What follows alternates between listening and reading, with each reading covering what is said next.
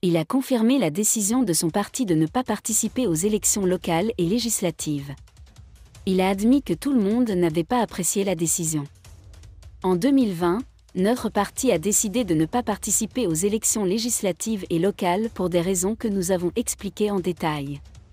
Désolé de vous interrompre, ce rapport peut contenir des commentaires soumis au choix de l'auteur.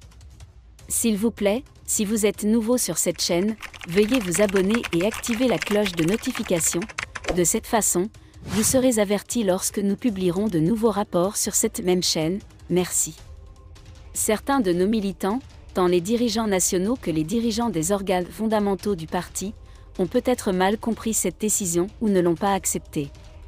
Cela a conduit à la démission de plusieurs dirigeants, dont certains ont fondé leur propre parti politique.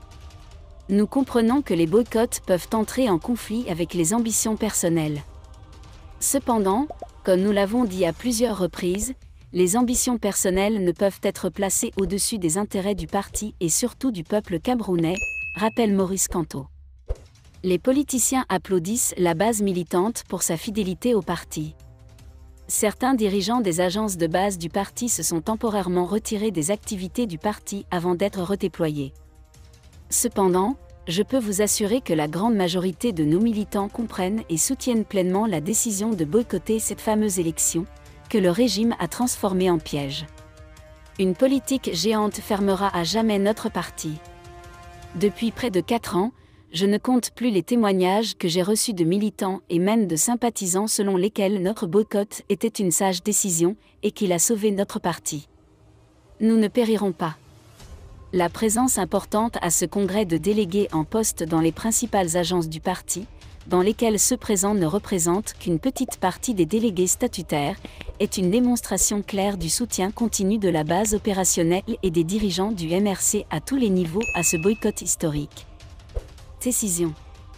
Cette décision a été prise, croyez-moi, avec la pensée de la mort à un moment où notre parti recevait une énorme sympathie de la part de la majorité des Camerounais après emprisonnement injuste, a ajouté Maurice Kamto et sceptiques et principaux dirigeants du parti en 2019.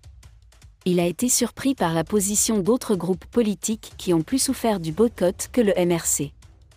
L'attitude du parti au pouvoir, ainsi que de ses alliés de tous bords, qui ont durement critiqué leur décision de boycotter 2020 pendant des milliards de dollars sont en jeu, ce qu'il appelle selon une personne proche du dossier, a été définitivement l'argent doit provenir des personnes arrêtées. Cette élection du ministère des Finances, à la hâte le soir de notre visite fatidique sur le lieu de la tragédie de Ngouache sera utilisé pour corrompre les responsables de la cour martiale et même le secrétaire de cette juridiction. Expliquer autrement que ce parti et ses alliés soient ceux qui se plaignent le plus de ce boycott, puisque nous leur avons donné la possibilité de prendre toutes les positions dans une concurrence embarrassante d'alerte. La société civile, le leader les églises et d'autres ont été impliqués. Près de 4 ans plus tard, pour des observateurs bien informés que le parti avait décision sonne comme une victoire des équipes spéciales du FC contre le FC que les élections uniques de 2020 qui a perdu le sommeil depuis par nos opposants comme une sorte de course à l'élection d'être resté avec elle jusqu'à ce point, comme toujours pour promouvoir la liberté d'expression pour nous laisser vos opinions à ce reportage dans la section commentaires gagner l'élection présidentielle. Chers amis, notre parti a remporté une victoire morale et politique après le boycott de 2020. Premièrement, nous avons montré à nos compatriotes, notamment des régions anglophones et à tous les Camerounais en général, que nous sommes la seule force politique du pays qui a décidé de payer le prix politique le plus élevé pour mettre en œuvre une solution pacifique basée sur l'inclusion. Peu dialoguer. Se retrouve dans la crise qui ravage ces deux régions. Je peux vous dire que ce message politique a été entendu, basé uniquement sur le nombre impressionnant de nouveaux membres du MRC entre 2020 et 2023.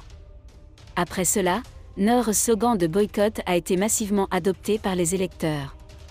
En effet, selon les rapports des observateurs nationaux et internationaux des élections générales de 2020, le taux de non-participation se situait entre 75 et 80% des électeurs, un niveau très faible. En ne participant pas à ces élections, notre parti a démontré la force de ses racines dans notre nation souveraine. Enfin, il est apparu plus tard que notre boycott de cette farce électorale de 2020 protégeait l'unité de notre parti, menacée par les ingérences administratives et les conditions de préparation des listes électorales. En effet, L'ouverture à ce que nous appelions alors les membres de la société civile et les individus indépendants a ouvert la voie à des opportunistes politiques sans foi ni loyauté partisane. Alors ils partent comme ils sont venus, a souligné l'homme politique. Merci d'être resté avec nous jusqu'à ce point, comme toujours pour promouvoir la liberté d'expression. Laissez vos opinions à ce reportage dans la section commentaires ci-dessous. Si vous avez aimé cette vidéo, merci de liker, partager, commenter et surtout vous abonner à la chaîne. Et on se retrouve très vite pour une prochaine vidéo.